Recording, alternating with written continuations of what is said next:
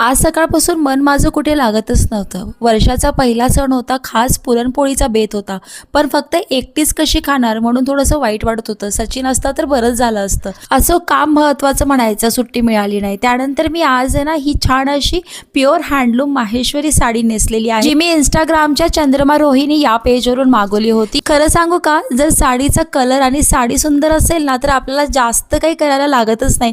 तसंच काही तर माझ्यासोबतच झालं होतं. जेव्हा मी अशी छान रेडी झाले ना तेव्हा मी सचिनला व्हिडिओ कॉल केला आणि तेव्हा त्याने फक्त एका शब्दात बोलला, वाव किती सुंदर दिसते, आणि मेसेज केला की मराठी हिरोईन दिसतीयस तू. ओह माय गॉड, नवऱ्याकडनं असं कॉम्प्लिमेंट मिळाल्यानंतर आणि काय पाहिजे. त्यांनी सांगितलं तुला अजून 1-2 साडी घेऊया, हे ऐकून तर अजून मी खुश झाले. तर बघूया कधी घेऊन देतोय. त्यानंतर मी छान किचन कट्टा आवरून घेतला. माझ्या फ्रेंडसाठी मी छान असा डोकला मागवला होता. ते आले आणि खूप वेळ आम्ही छान असा गप्पा मारले आणि त्यानंतर हळदी कुंकाचा कार्यक्रम स्टार्ट झाला.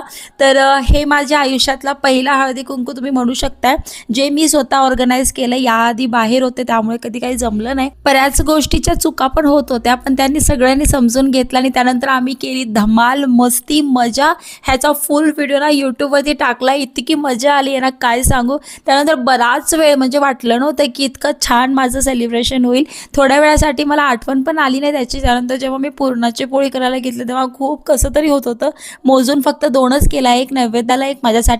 मुलांना श्रीखंड चपाती केली आणि असा काही बेत होता. शिळी झालेली आमटी खाण्याची चवच एक वेगळी असते. तुम्हाला काय वाटतं यावर नक्की कळवा.